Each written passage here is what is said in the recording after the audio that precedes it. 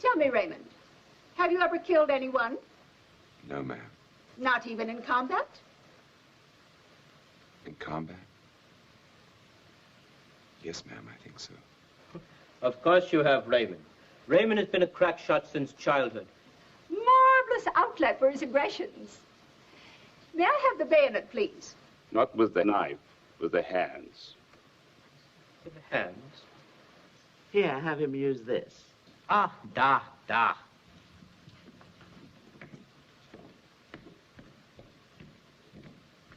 Raymond, whom do you dislike the least in your group here today? The least? That's right. Well, I guess Captain Marco, ma'am. Notice how he is always drawn to authority. That won't do, Raymond. We need the captain to get you your medal. Who else? Well, I guess Ed Mavoli, ma'am. Ah, that's better. Now then, Raymond, take this scarf and strangle Ed Mavoli to death. Yes, ma'am. Excuse me, ma'am. Mm-hmm. Pardon me.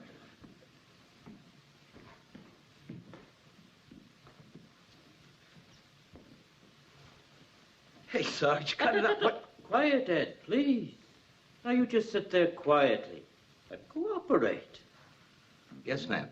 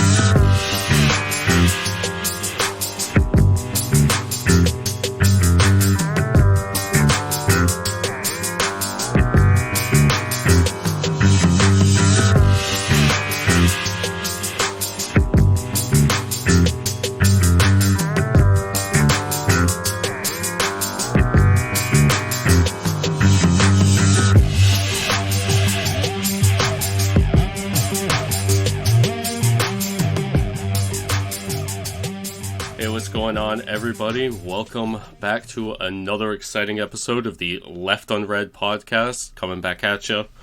My name is Evan. I am your host, as always, and joined by my also host, Cam. As always, yeah, that's me. Hi. What's going on, Cam? How you doing? You know, time of my life, dude. Anyway, that's not what today's episode is about. We got, like, a whole thing planned, right? Yeah. People have already heard, at this point, the cold open, which is from a movie, an old one. I haven't heard it yet. I'm excited. You will hear, yeah. Spoiler alert. We did not just listen to it, but you guys did. Yeah, I don't even know what it is. Yeah, yeah. So for today's episode, we're getting to some crazy territory, but we can get to that in a minute. Do you have any banter? Any banter? Yeah. I don't know, man. I just got out of class. Like, I've literally had 16 seconds to kind of collect myself. A little bit more than that, but yeah. You don't know when I got done with class. Yes, I did, because you texted me. Yeah, 6:45. So okay, yeah. I guess it's a little bit longer.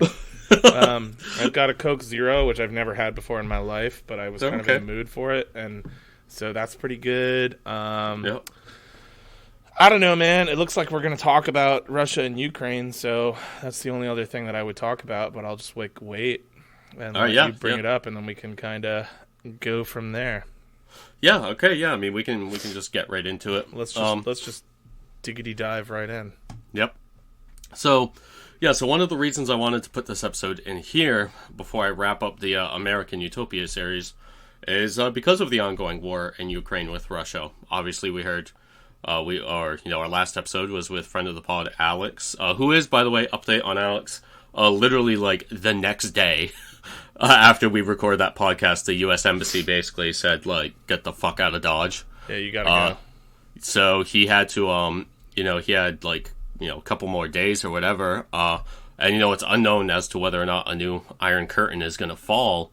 So, he kind of said goodbye to his friends that he may never see again, including having kind of a scary incident at a bar with a Russian who wasn't happy that he and his friends were talking in English.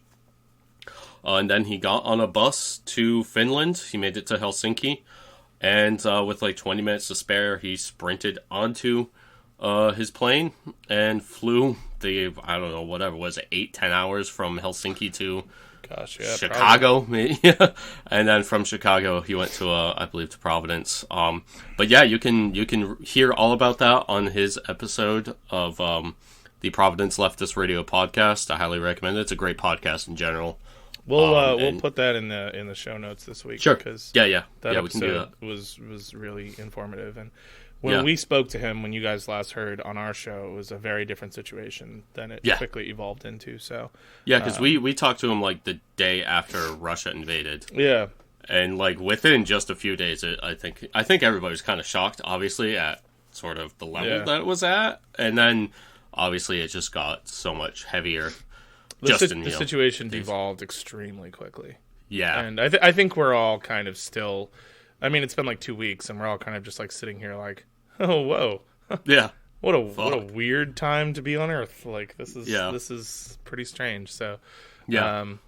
So we'll put a link to that. We'll also put a link to Alex's piece he wrote for Uprise Rhode Island. That was also a great piece. It's a lot of the same content as the episode.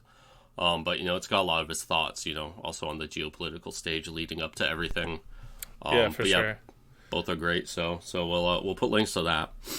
But, anyway, yeah, so, that's the last time we talked to you, and obviously the situation, then, there were a few things that, I kind of wish I had brought up then, but it was still so early into it. And one of the big things is, the massive amount of psychological operations going on in the war. And this is both by NATO and Russia. Both sides are really fueling these heavy propaganda campaigns. And, this has basically had the effect of making what's the first ground war in this social media age counterintuitively almost impossible to actually figure out what is going on. Yeah. It's, it's just... You're constantly being bombarded with bullshit. I think that's the main thing that you and I have talked about anytime that it comes up between us is that you'll send me something and I'll just be yeah, cool, I don't know, I guess this is true. And then you'll send me something else and be yeah, this is true too. It's just all true. I just think all of it's real. And I have a hard time parsing through the propaganda because it's so aggressive from all sides in this conflict. I mean, it is a constant barrage. It's but and I remember the very first day there were reports all over Twitter and the internet at large of the Ghost of Kiev, which was a Ukrainian fighter pilot that had single-handedly taken out half a dozen Russian jets, accompanied by basically just a single short video, literally 5 seconds, of a single fighter jet flying over an alley or street. And literally the first time I saw this, I just immediately thought to myself, of all of the things that are fake in this world, this is definitely one of them. Yeah. And of course, 2 days later, it's confirmed as literal fake news that there was just no person like that doing anything like that. I mean, it was just, there's also the story of the 13 seamen killed at Snake Island in the Black Sea after defiantly telling some Russian warship to fuck off. And again, just a couple days later, this is confirmed false, as the men had surrendered and had been taken prisoner, and the Ukrainian Navy confirmed this. And so, oftentimes, what I think is really being shown here is that if the story around these kinds of things comes off like a movie or a TV show, perhaps that is exactly what it is. Yeah, it's performative for Western audiences, gleefully clapping like seals and cheering on the people going to their deaths against a sworn enemy of capital T, the capital W West, that is half the world away, just like every fucking war has been for America since the Mexican-American War and the American Civil War. It is always someone else's problem. Mm-hmm. Even when we get involved, it's always someone else's problem, because they gotta fucking live there and we fucking don't. And, if there's one thing that I actually think there may be some truth to, and it's coming from the Russian side, and again, with the caveat that knowing exactly what is happening is difficult, it seems like Russia has made some strategic priorities that seemed miscalculated. until the Russian government just this past weekend started to release documents that shed some light on these tactical decisions. So basically right away, I know it was reported that Russia was trying to take and then did take Chernobyl, which is the site of the most famous nuclear disaster in history outside of the bombings of Hiroshima and Nagasaki. And then they also seized and attacked more of these power plants. And there's been like a lot of reports just in general about them, about biolabs. But I know that there were some reports that initially speculated, recklessly in my opinion, that Russia may have planned to commit some horrific nuclear attack using the power plants that they had seized, as if, they don't just have nuclear bombs if they wanted to go that route. Right. But, this would, of course, be moronic because the fallout would also harm Russia.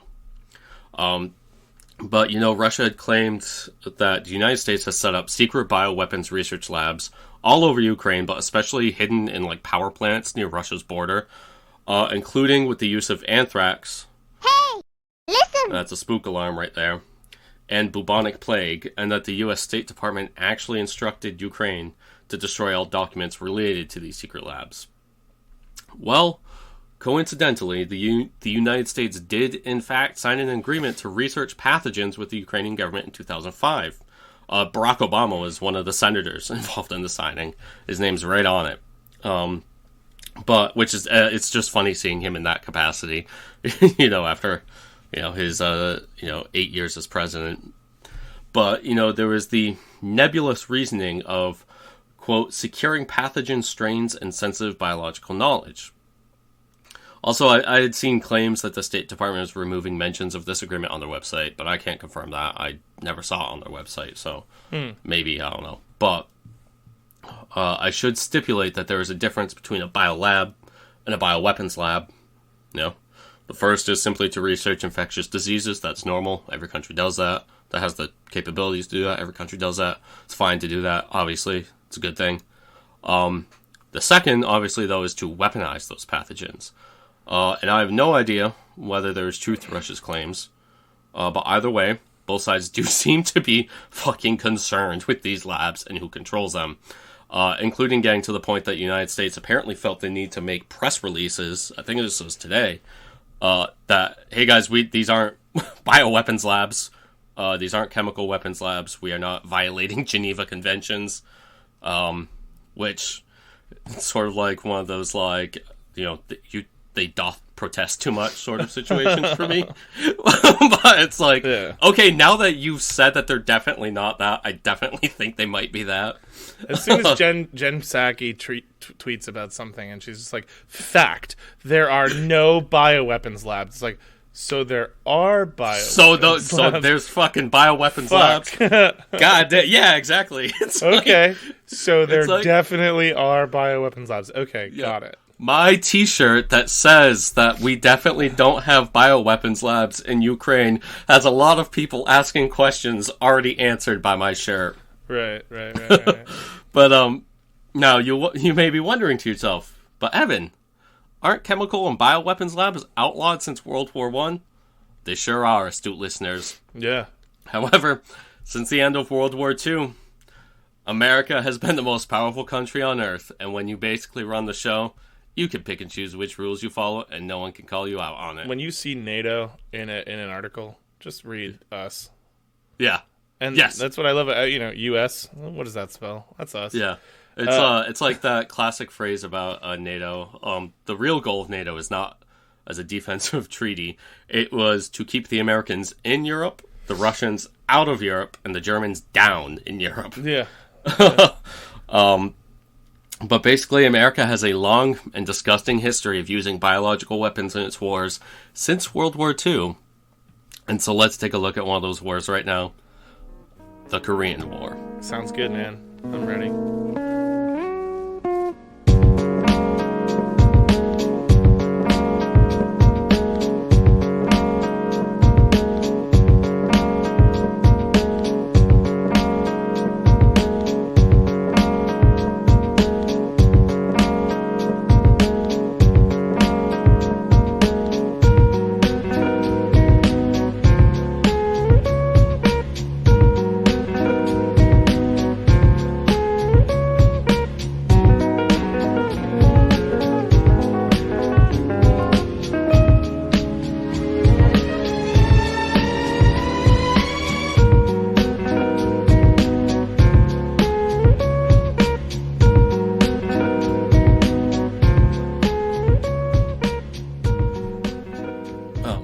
Excuse me. Dude, it's fine. Just, just let it out. All right, there we go. Just let it all out. All right, now, while I've been exploring the early history of American deep politics and the figures and events that formed the early days of the CIA and its covert wars, this will be the first episode that I really kind of go off the reservation, as it were. We've discussed CIA-backed coups, LSD experiments, and covert assassination of foreign and domestic people, as well as links between intelligence, cults, and serial killers. But today we are beginning to really adventure into the wilderness of the CIA. So please, even if you find it ridiculous, just humor me. Yeah, you guys, honestly, just do what I do every week, and just humor Evan. That's not what you do. Just let Evan do his thing because you like him. Like, I like him. So you just got to acknowledge to yourself, like, hey, I like this guy, so I'm going to let him do his fucking thing because I like him. Because he's a cool fucking guy, and, like, even if he seems nuts, like, just let him do his thing. Because I like him. You know what I mean? Yeah. Anyway, yeah, go ahead, dude. Just a little disclaimer for the listeners so that they, like, understand, like, what to do. That's Cam to the listener. Yeah. Yeah. All right, so... It's a little fourth wall breakage. Yeah. So the intro to this episode was a clip from the 1962 film The Manchurian Candidate, which is one of my favorite films of the era, despite it basically being state propaganda about the nefarious communists in Asia, unlocking the secrets of mind control and using it to create a sleeper assassin to aid in a communist takeover of the United States. It's pure Cold War paranoia and, like, Orientalist to boot, but, it's a very fucking freaky movie. However, it is based on the United States claiming that the communists had actually brainwashed captured American soldiers from the Korean War who inexplicably claimed in front of cameras in China and North Korea that they had committed war crimes, including using biological weapons. Again, something that had been outlawed by every nation on Earth since World War I. So, to wit. He told us that our 2 outboard wing bombs were germ bombs to be dropped at Gwangju at a maximum altitude of 500 feet and a maximum airspeed of 200 miles per hour. He told us that these bombs were already loaded and checked for us, that after we had dropped them, we were to get rid of the rest of our load as quickly as possible and return immediately to base. At debriefing, we were to report these bombs as ordinary duds in order to maintain secrecy. I noticed the first time that 4 of the wing bombs, the second time 2 of the wing bombs had no fuses. Therefore, they couldn't be ordinary bombs. The germ bombs that we dropped on January 4th and the 11th corresponded exactly to one of those mentioned by Mr. Ashford just 2 weeks previously. Also, in discussions with the other pilots and navigators in the room where I lived, I found that several of them had also been given special missions, and that the briefing officer had told them that these duds were, in fact, germ bombs. All right, so now I'm just going to go back to the episode. Yeah, no, sure. Yeah, so here we are. I just watched Evan's little pornographic clip. It was interesting to see that many dicks in one video. I found that a little odd that that's what you would have me watch, like, mid-episode, but, whatever. I guess I'm kind of a freak. Like, I can definitely get down, so... What were we talking about again? Like, I definitely... That being said, like, it's amazing to me that many guys in the same room, like, can come. Like, they can get to that point where they can come. Yeah. Yeah, no, especially while talking about, dropping insect bombs. Yeah, it's a weird way to get off, for sure. Yeah. So, anyway, as you all heard, the man, the American prisoner of war, talking is extremely lucid. He's giving a detailed account of dropping bioweapons on the Korean Peninsula during the war. And this was in 1952, that Air Force and Marine bombers, a number of them, testified publicly of war crimes that they had personally committed on orders of the U.S. government. Yeah.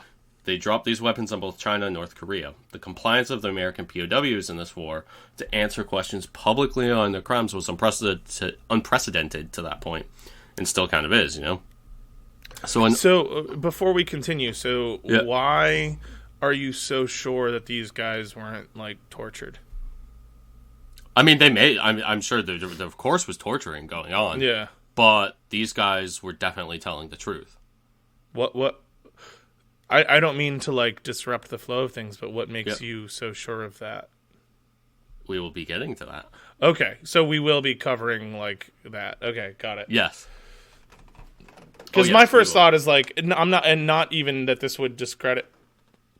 Anytime I play devil's advocate for the listeners, for the listener, I generally assume that the U.S. is up to no good. Like I'm mostly on board with this shit, but I also like, assume that other countries also are up to no good, and so like, I'm like assuming that these dudes had like bamboo slivers shoved up their fingers. I mean, dude, they're prisoners of war. They were being tortured. Every side does that. Yeah, always. yeah. Like, and that's I'm not putting that like at the feet of the Koreans. Like that's standard operating procedure for capturing an Air Force pilot. It is outlawed by every country and done by every country. They all do it. Okay, so it's likely that these guys were. It's outlawed by a lot of countries, and it's done by every country.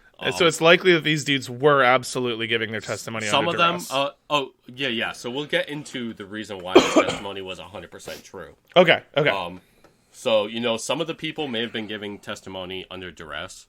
Some of them, it's pretty positive. Like there's definitely some of them were not probably tortured and were pretty willing to discuss this shit. Right. Like openly, like right away, like, oh yeah, no, I want to talk about this. Some needed a little bit of pushing. Some were definitely under duress. But we'll get into this. Okay. So, in order to suppress this testimony, the United States concocted a lie.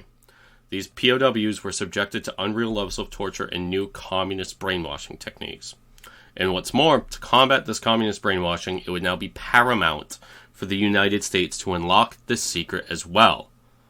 So, this is important because the United States claims, still to this day, that their unethical experiments were done as a result of them coming to the knowledge that the communists were doing it. This is still to this day. Gotcha. It's a fucking lie. We wouldn't have done it if they hadn't done it first. They were already trying. Right. So, the United States knew the confessions would be made months in advance in exposing their crimes. And so the CIA and military began a psychological campaign in advance to suppress the statements. And of course, once these POWs were returned, they would actually be subjected to the early stages of the CIA's mind control program once home. Dope. They weren't brainwashed then, but they were about to be. Yeah. And so many people know about MKUltra, which is probably the most well-known CIA program. They've admitted to it, even though there will still be people, they'll be like, no, that's not real. It's like, dude, the government fucking said it was real. Yeah. And like, yeah, but that's crazy. You're crazy. You're schizo. Like, whatever. However, oftentimes it is used as a blanket term for all of the various PSYOP and mind control programs the CIA ran, although they were not all under the MKUltra project. So preceding MKUltra were the projects Bluebird and Artichoke. Mm-hmm. The former began as early as the late 1940s and involved using drugs and hypnosis during interrogation. Man, that's when World War II was going on, huh? Well, the late 1940s. Yeah, that's just after World War II, huh? Yep. Cool, man. Whereas the latter began officially in 1951 and was intended to study if someone could become a hypnotized assassin that would kill someone against their will, or even that could be used as a patsy during an assassination, while the real assassin fired from hiding and got away, while everyone around them believed it to be the hypnotized individual. Does this sound familiar? Yeah, man. Sounds like Jack Ruby. Sounds like what's his name who killed RFK? RFK. Yeah, Sirhan Sirhan. Sirhan. Sounds like yeah. We could do RFK in a future episode, but that's literally the Sirhan Sirhan one. Can I? At this point, there was one of my favorite gags from like season 1 of SNL is Chevy Chase when he was doing Weekend Update for that one season. He's like, breaking news: RFK assassin Sirhan Sirhan has legally changed his name. He will now be known as Sirhan Sirhan Sirhan. Oh. Okay, cool.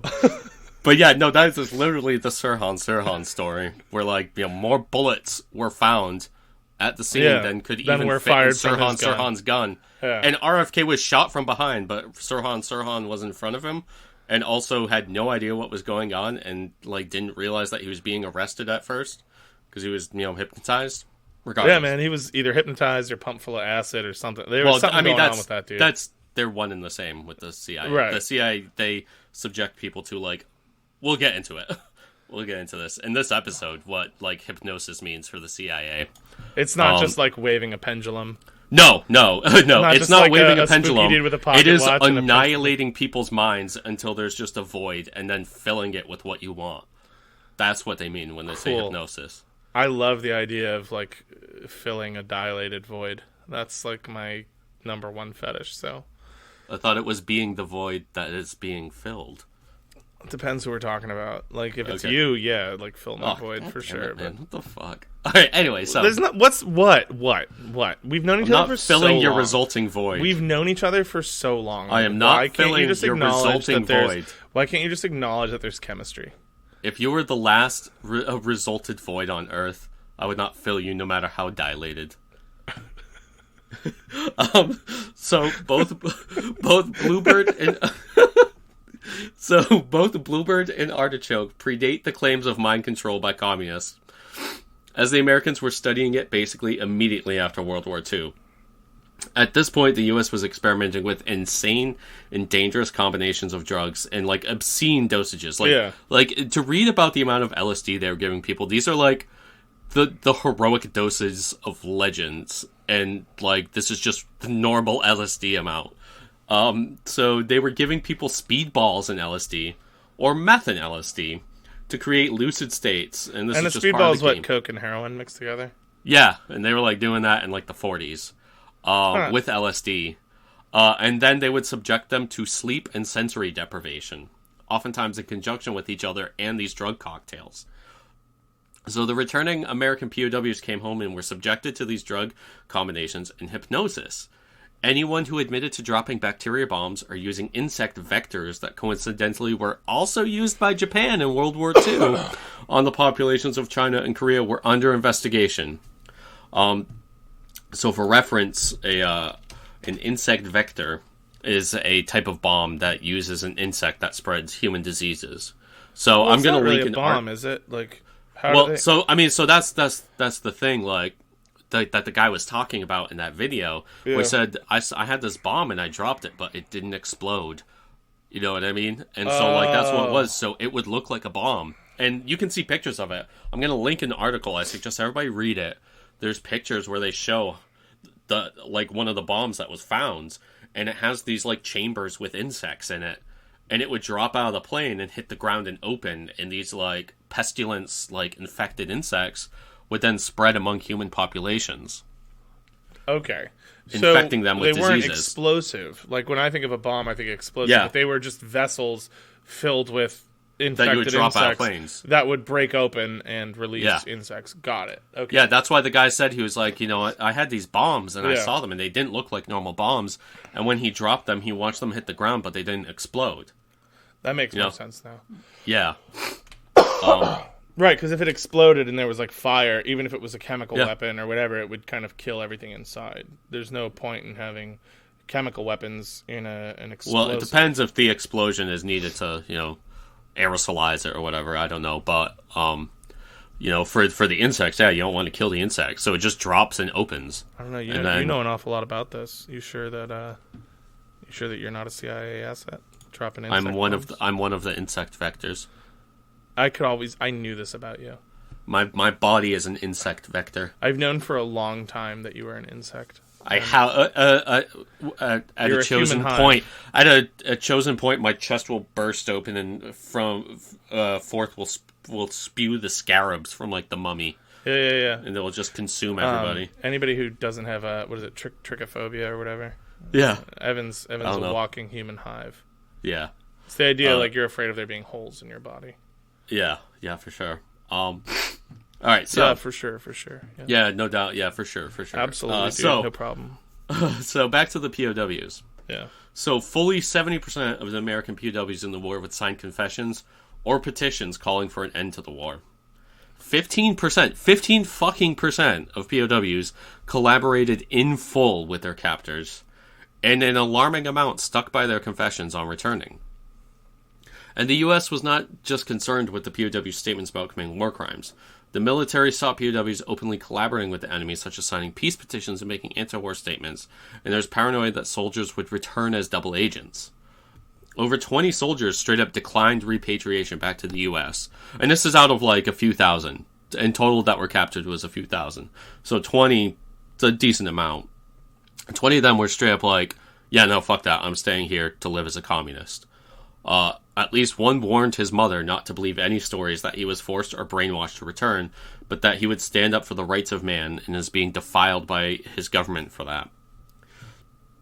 So at the time, many people in the West were concerned that the reports were true, and some in the Anglican and Catholic churches spoke about visiting China and North Korea and seeing the results of the weapons themselves. The CIA even recently declassified documents of communications showing the reactions of China and North Korea to being hit with biological weapons. Not to America, to each other.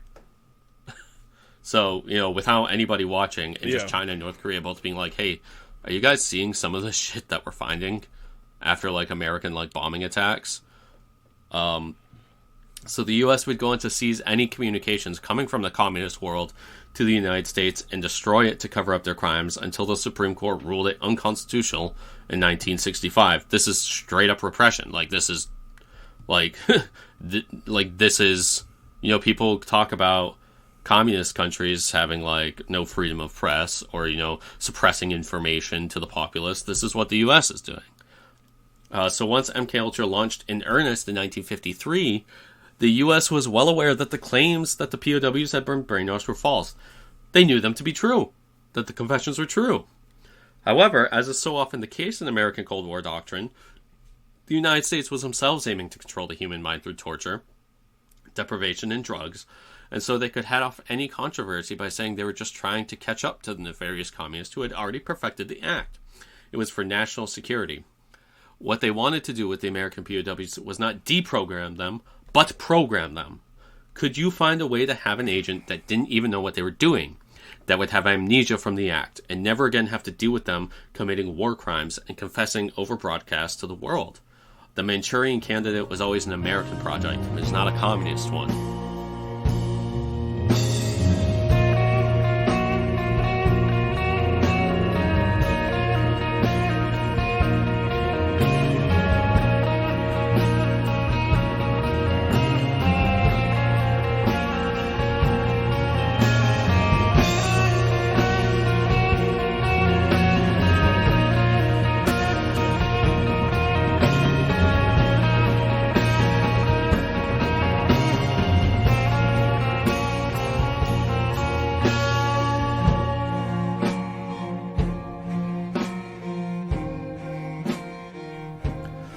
During the Korean War, the American military had developed a program called SERI, Survival, Evasion, Resistance, Escape, that was used in mock prison training exercises to inoculate agents and soldiers against possible torture during capture. They built prison camp schools to run these drills, and this would decades later also be used by the CIA in the War on Terror. These prison camp schools would feature MKUltra Dr. Louis Jolyon West, more on him later, and Air Force Lieutenant Colonel James Monroe. The psychological warfare divisions of the military ran these compounds, but as it turned out, some Canadian researchers in the 90s discovered that they were also to, quote, direct and supervise covert operations in the scope of unconventional bioweapons and chemical weapons operations and programs and the psychological aspects of BW and CW. BW bioweapons, CW chemical weapons. Got it. Yep. So this is from a memo from United States Air Force Major General Robert M. Lee. They've got memos found talking about this. If you got memos, I mean, from the United States Air Force talking about this shit, not a lot you can do. Yeah. So James Monroe, United States Air Force Lieutenant Colonel and MKUltra figure, very likely was the leader of the, quote, interrogations of the returning POWs. He had been responsible for PSYOPs in World War II, which gained him fame for his leaflet propaganda drops. They called them Monroe bombs.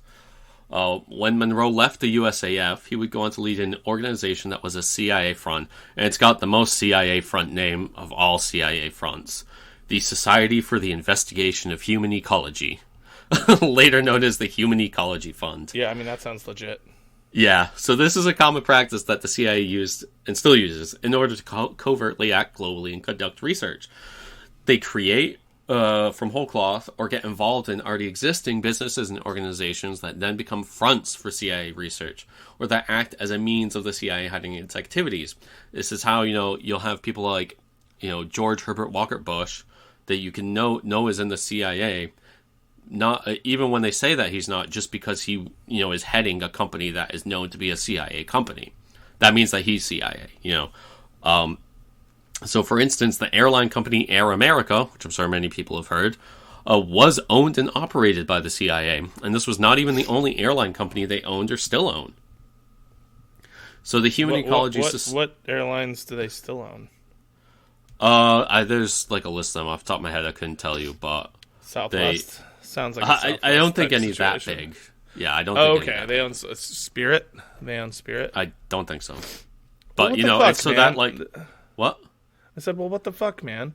Dude, I don't know. Off the top of my head, I What don't do know they which own? airlines they operate. I know Air America's the famous one. Okay. But, so the Human Ecology Society was a CIA cover for interactions with universities, scientists, and institutions around the country. And oftentimes, the assets did not know they were working for the CIA. Not everybody knew where the money was coming from. In his capacity with the Human Ecology Society, Monroe would sometimes report directly to DCI Alan Dulles and later DCI Richard Helms. He was that fucking connected. Damn. It was also in this Human Ecology Society that Monroe became a central MKUltra figure. It was infamous CIA psychologist John Gittinger, I never know how to pronounce his name. We'll just say Gittinger, that recruited him. So Monroe, as treasurer of the Human Ecology Society, had funneled tens of thousands of dollars to psychiatrist Ewan Cameron, who was running studies for... What? He was a Cameron? Yeah. Yeah. Just like you, Cameron. Well, no, so my first name is the last name in my family. I'm a Cameron. Yes. Yeah. Yeah. So who was running studies for the CIA under MKUltra Subproject 68 in Montreal, Canada, which included using LSD, barbiturates, electric shock, hypnosis, and inducing comas. This is a non-exhaustive list, by the way, to try and induce amnesia and fill in the resulting mental void with material invented by the CIA. This was the goal of MKUltra, at least at this stage, to find a way to turn people into unwitting sleeper agents. This is not science fiction. This is not paranoid schizoid ramblings. This is what the government was trying to accomplish in the 50s and 60s and 40s. And Cameron was not some fringe doctor. This fucking asshole was president of the American Psychiatric Association from 1952 to 1953. And from 58 to 59, he was president of the Canadian Psychiatric Association. Canada would pay millions decades later for his victims, and the CIA also settled out of court from a lawsuit. And this is really fucked up story. So one typical example of this torture was Linda MacDonald. She was a young wife with 5 children who entered Allen Memorial Hospital, part of Montreal's McGill University, for depression. Against her will, she signed no consent forms. She was heavily sedated and administered a psychological test. She was drugged into a coma for 2.5 months and subjected to electroshock and depatterning tapes. When her husband, she would just be sitting there in a vegetative state with just these tapes constantly playing, trying to give her a new personality, new memories. When her husband complained, Cameron threatened that she would be institutionalized forever if he did not consent. Nice. The depatterning tapes were played for hours and days on end to the subjects, even as they were comatose with the effort to implant new memories and feelings. Cameron called this psychic driving. MacDonald had permanent amnesia, and her memory of her past was gone forever upon leaving her treatment. It worked. And this is why you should not at all believe the CIA when they say, yes, we did MKUltra, but it did not work. That is a limited hangout. I think it worked far better than they care to admit. It worked for her. They erased her mind. And they put a new one in. Yeah.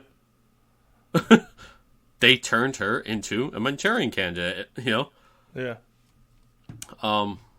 Just not one with a goal, but, Exactly. It wasn't 100% successful, but that's not the same as saying that it failed. The process was successful. Yeah. They removed her old personality and gave a new one. Right. So as I said earlier, the CIA's interest in mind control long predates the confessions of American POWs in Korea. Bluebird began no later than 1948, involved drugs and hypnosis during interrogation. By 53, I think it was 52, Bluebird gave rise to Artichoke, which expanded into LSD, amphetamines, barbiturates, and other substances, as well as electric shock with the goal of achieving total control over another living person, as opposed to just interrogating them. So the process had changed. At first, they just wanted to get information. Then they're like, what if we can create a person that is incapable of giving information? So Artichoke in particular aimed at amnesia. The greater the amnesia, the greater the results. The experiments typically included sedating subjects with barbiturates, scopolamine, alcohol, and other depressants, and then fucking them up with stimulants like benzodrine and methamphetamine, while hypnotizing and sensory depriving them, as well as using electroshock and then blasting them into the fucking stratosphere with LSD. They would do this in order like this. Yeah. So North Korean prisoners of war served as ideal test subjects. And they were. This was also commonly done in black populations in the U.S. and known prisoners. Again, what the U.S. is always blaming other countries for doing what they themselves are doing. It's pure projection. Like, imagine being as fucked up as you've ever been on anything, as vulnerable as you've ever been, and the fucking Sauron eye of the American state is holding you captive on that, while subjecting you to insane and bizarre experimentation aimed at making you so fucking out of your mind that you don't even know which way is up, and you just accept whatever thought is being put into your head. That sounds awesome. Yeah. Like, seriously, that sounds really, really good. Yeah, good, honestly, good job, America. You're the good guys. I'm glad that, like, if somebody was going to do it, I'm glad it was us. And I'm glad it's the global capitalist order doing it. Yeah, we're not just the first in, like, hot dog production, or it's good that we're, like, number one in something kind of tangible. And yeah, we're number one in fucking your shit into the gutter. Yeah, like, just so when the POWs who confessed returned to the U.S., they were kept in a cloistered community under the care of Lieutenant Colonel Robert Matthews, chair of the Joint Intelligence Processing Board, which included psychiatrists and psychologists, a military attorney, and senior officers. Matthews had authority over the confessors. He had served in the OSS, which is the wartime precursor to the CIA, before going into Army intelligence. There were other intelligence operatives involved in the community of confessors, including Colonel Boris Pash, who, it would decades later be revealed, had connections to a CIA assassination unit. He also was involved in finding Nazi scientists at the end of World War II, and I ain't saying that he was looking for them for prosecution. Right. He wanted to find them and be like, hey, you guys need a job? Yeah. Do you guys want to do some of that fucked up shit for us? Yeah. We won't let you do it to Jewish people, but we'll let you do it to black people. Well, I mean, you can do it to Jewish people, but, like, not specifically. Yeah. Yeah. We'll not because they're Jews. Like, if you do a good job, we'll let you do it to them. But the confessors would have their retractions written in part by this team of the community, having their initial retractions deemed not suitable enough. So they would be given the retractions, and then they would get, like you're working on a document at work, and they would give you, like, Microsoft Word fucking track changes. Hey, I want you to put this in here, take this out, do this, change this wording, that kind of thing. A lot of the retractions even came under threat of prosecution as the men were being investigated for treason. So they'd say, if you don't retract, we will fucking court-martial your ass. Some of these, and there's only one reason that you would court-martial somebody who confessed while right. being a prisoner of war. You don't court-martial them for confessing lies while under torture. You court-martial them because they gave up fucking classified information. Right. They said some true shit. Yeah. Some of these confessions to the Chinese and Koreans reeked with classified information, and some were, like, extremely sensitive. Like, they were giving up American battle plans and shit. Even of the POWs that did not confess, during exchanges of prisoners, a huge proportion of the returning POWs, these are ones that didn't confess, they just openly discussed the fact that they had seen germ warfare being used. Some of them would say, but hey man, it's good that you're using it against them fucking communist Orientals, you know what I mean? And many also discussed America being the aggressor in the war. Some of the returning prisoners were declared hardcore communist, some believed to be under indoctrination, and a third group was named neutral. The CIA was concerned that the first two groups were going to be involved in communist sabotage once they returned to the U.S., and Sidney Gottlieb, mentioned a number of times in this podcast history, and the man that basically led MKUltra and its related experiments, was interested in applying artichoke to these returning POWs under the cover of medical care. Among the connections to the interrogations and work with returning POWs was not just Sidney Gottlieb, but the Pentagon's Research and Development Board, which was involved with the U.S. granting amnesty to Japan's infamous Unit 731, which was their bioweapons research office in Manchuria during World War II. The connections to Artichoke, Unit 731, and other mind control work are myriad. I won't keep listing them all here, but I will, as always, let everyone know where to read more at the end of the episode. John Schwab, former director of Fort Detrick Special Operations Division during the Korean War. Again, Fort Detrick is where they do their bioweapon shit, like MK Naomi. Testified under oath in 1959 that the U.S. had offensive bioweapons as early as January 1949, and they had entomologists working with the military as early as 1948 for the delivery of insect vector bioweapons. This was likely from Unit 731. Dr. Noyes, an entomologist with the government, said that other U.S. agencies were working on insect vector bioweapons under the guise of insect control. Hey, listen! Once again, spook alarms for the U.S. talking about the biolabs in Ukraine being for research. All I'm going to say is, I don't know even yet if I believe the shit in Ukraine, but saying that it's for research is a long-standing tactic of the U.S. when it's really for offensive research. Yeah. It is research. Yeah. But it's like, what do you guys we're using it for insect control. Yeah, to control them, to use them as bombs. So I'm going to read an excerpt from Jeff K's piece about biowarfare and mind control in the Korean War that I will fully cite later, because this is basically where I'm getting 90% of this episode from. This is about an FBI memorandum from a meeting of the Haskin Committee on Biological Warfare dated 1949. One of the CIA presenters, Dr. Willard Mackley, was chief of CIA's scientific branch and most likely also a member of Haskin's ad hoc committee. What was bizarre about this presentation, besides its content, was how CIA mind control work was part of the U.S. biological warfare project from the very beginning.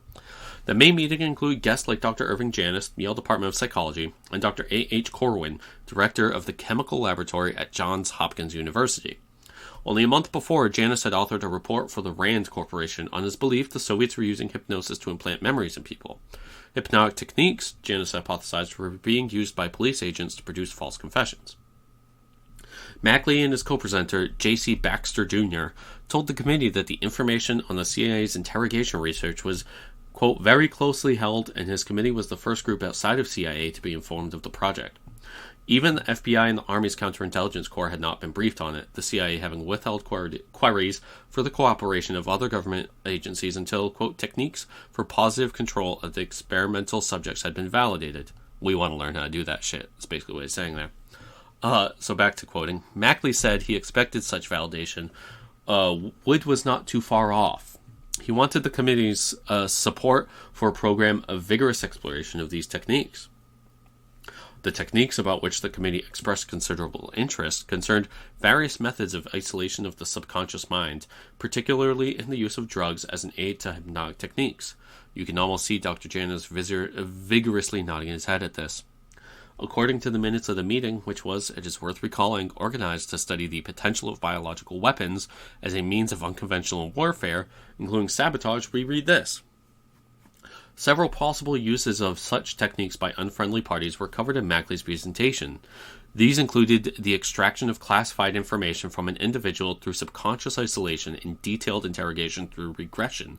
A simple means for the reproduction of the subconscious state was explained, and the process of subconscious assignment covered, pointing out the possibilities of espionage and sabotage guidance by U.S. personnel through domination by foreign technicians.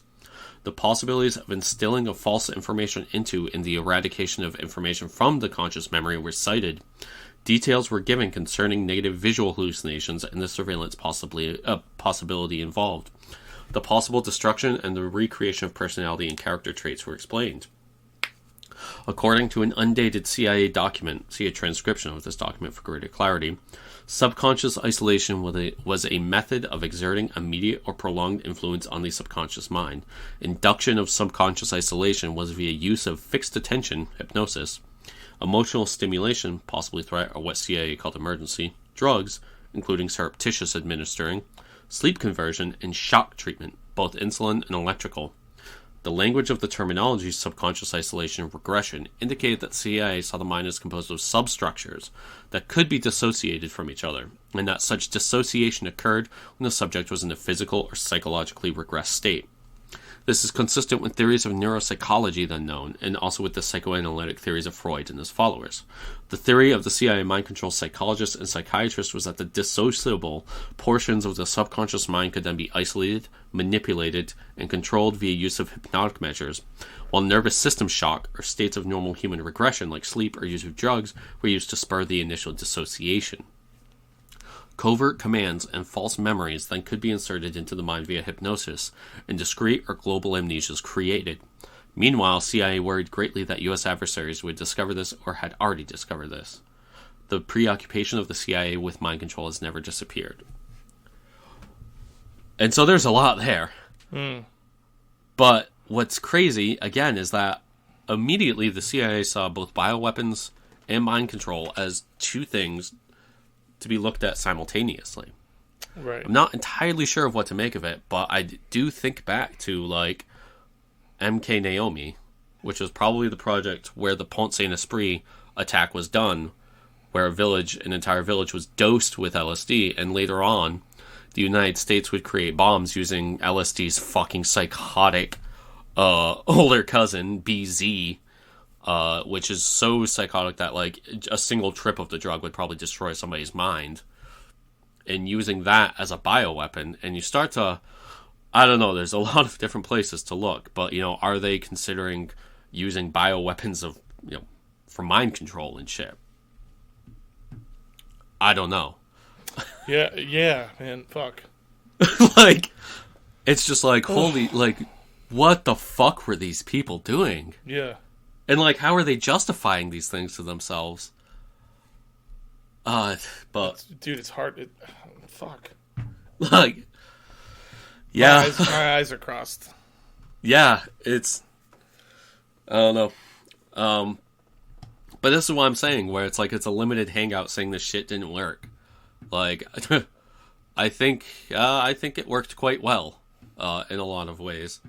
They're on top now, and there's nobody real going against them, and I think that maybe MKUltra morphed into things like technology, especially like the internet and the way that algorithms work on the internet. Yeah. But regardless, so the Project Artichoke team was absolutely involved in the interrogations of these prisoners when they returned, and it prepared a program of drugging them with sodium pentothal and meth. Sodium pentothal, that's supposed to be the truth serum, followed by hypnosis, as well as using a new special chemical that has been redacted in all CIA documents, what it was. So, that's what I'm saying. This new special chemical, they ain't ever releasing the name of it. Right. Fuck, man. Yeah, so let's take a look at some of the MKUltra scientists and lessons involved.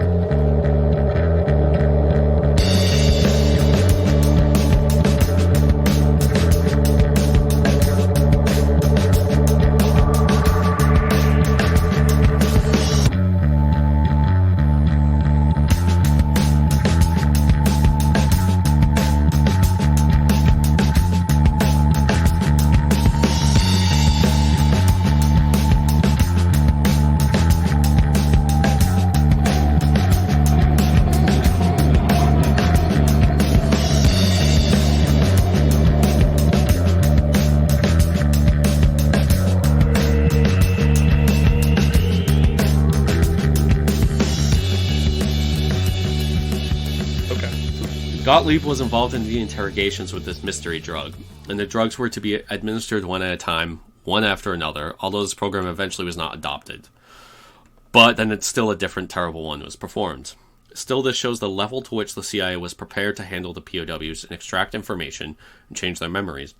It was the Surgeon General who stepped off the use of artichoke on them. Except an artichoke conference's minutes later on apparently would allude to some CIA officials getting involved with artichoke techniques at one point and getting in there. So the two spooks were the infamous Morse Allen and the man I mentioned earlier, fucking Dr. Lewis Jolyon West, commonly known as Jolly West. Dr. Jolly West. He is basically the rock star of MKUltra and is tied to just about everything, including, I fucking shit you not, this is 100% true, and this is like one of those moments when you learn about it that like you almost just like want to just whip whatever's closest to you against the wall. So Jack Ruby, after he kills Lee Harvey Oswald, he is court-ordered to undergo a psychiatric evaluation. The guy who is able to get snuck in by the CIA is Jolly West, who meets with him one time. Yeah. Jack Ruby is still coherent, a normal person, after killing Lee Harvey Oswald. He has one psychiatric evaluation and is rendered mute. He is so psychotic afterwards that he can't stand trial. He can't even fucking talk. He is completely out to lunch the rest of his life. Damn. He had one meeting with Jolly West. What do you think he gave him? Oh, he MK-Ultra'd him. I mean, he probably gave him whatever, maybe that new special chemical. He gave him the cocktail that they know how to use, that they know fucking ends you. That ends you as you. One meeting, and he's done. And now they fucking sealed off. And now it's like, oh, Jack Ruby's insane. Guess he's just got to go into an insane asylum. Unbelievable. One meeting with this fucking dude, and his name is Jolly. Oh, like come the fuck on, man. And Jolly West is also tied to like everything going on in the Bay Area of California in the 60s, including he gets tied to fucking the Manson family. Nice. So anyway, his name constantly comes up when researching CIA mind control and MKUltra. But yeah, dude, the fucking Jack Ruby thing, it's just like they're fucking like they're taunting you at that point. So a meeting occurred that included at least Allen Dulles and J. Edgar Hoover about the quote treason of the POWs. Again, it's not treason if you're tortured into giving up certain information. They gave up actionable shit, and the artichoke work done on them was also in this meeting minutes, and this was proven through an FBI memorandum. As I said, Jolly West was an MKUltra man through and through, working especially with techniques for implanting false information into subjects or even inducing mental disorders. These were not the only men involved in the interrogations that were CIA or had connections to CIA. There are a long list of them involved, and more can be found in the KSA. What becomes apparent in these interrogations, however, is not just that the POWs were subjected to incredibly lengthy sessions, but their family and friends were brought into the fold as well. And of course, another connection between bioweapons and mind control would come about in the form of MK Naomi, which we discussed in the Pont Saint-Esprit episode, developing biological weapons that can be used to disorient or control the mind of enemies. These two programs have always been linked since their inception, and the Korean War is just one instance of when they were both utilized by America. Excuse me. The United States would go on a rampaging campaign during the war and suppressing any information about the germ warfare going on in Korea, including by Western observers. They also found that some of the information given up in the confessions was strategically damaging to the U.S., meaning it could not be fake. And one of the men involved in the interrogations and detaining of the POWs was James Monroe, an MKUltra man who was involved in certain PSYOP campaigns in Korea.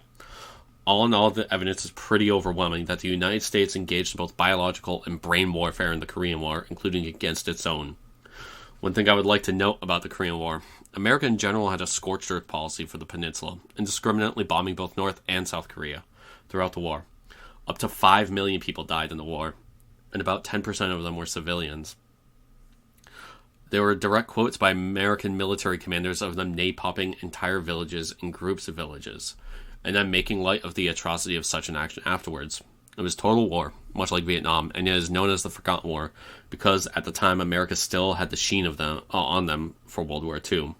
But less than 2 decades later, that would be gone as Vietnam became a second Korea, and this time it was much more obvious to everyone that America were the aggressors, invading a foreign land with hostility and without cause. And so that's one thing that I really want to hammer home here. Yeah. You know, about all of these awful things that America was doing to its own people at the time. You know, they essentially genocided this peninsula. All, you know, again, because they had the fucking balls to decide that they didn't want to be in the American global order. And 5 million of them died because of this, 10% of which are civilians, which is so much higher than you ever see in any other war, because America was just carpet bombing villages and cities of fucking civilian targets. And you know what? They proved that they're willing to do it when they did that to Japan just to send a message to the Soviet Union, which is what that was as well. Hiroshima and Nagasaki. It wasn't about saving off an invasion. They were already in talks to have Japan fucking surrender, but America wanted unconditional surrender to them alone, and they didn't want Japan falling into the Soviet camp, and there were designs by the Japanese to surrender to the Soviets because they believed the Soviets would be fairer to them. And so that's what America was becoming at this time. They were willing to kill hundreds of thousands, if not millions, of civilians to get what they fucking wanted. And that's the real story of this. Insane. Yeah. That's wild. Yep. I love it. Not a fun episode. I mean, when are they? Yeah. Yeah, unfortunately, the history that we tell on this podcast is largely people doing really not nice things to each other. Yeah, we're not really interested in the history of being dope. Yeah. The history of being a super cool guy. Yeah, a super cool, awesome guy that everybody likes and who's totally cool and decent to people. Yeah, we're not incredibly invested in that, so. Yeah. So anyway, so my sources for this episode, the main one is the essay by Jeffrey K., CIA, MKUltra, and the cover-up of U.S.-German warfare in the Korean War. It was initially published in Counterpunch, although he published it, I believe, on his own like WordPress or something like that. We'll link to it on the show notes. I also used a little bit of the excellent book, The Search of the Manchurian Candidate by John Marks. John Marks was a former intelligence officer for the State Department, who became one of the initial researchers about CIA crimes back in the 70s. So his book is basically like one of the first big ones that came out. Some of the stuff in it is a little outdated. More research has been done since then, but still a great, great book. An excellent primer on MKUltra. And then I used a very tiny bit of Killing Hope by William Blum as well. So those are my sources. And if you would like to learn more, I recommend all. Sweet. Yeah. I loved it. Yeah. Thank you. Yeah. As always, these are some of my favorite and least favorite episodes. Yeah.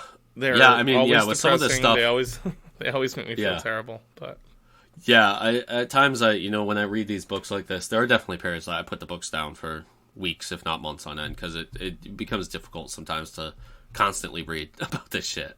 Yeah.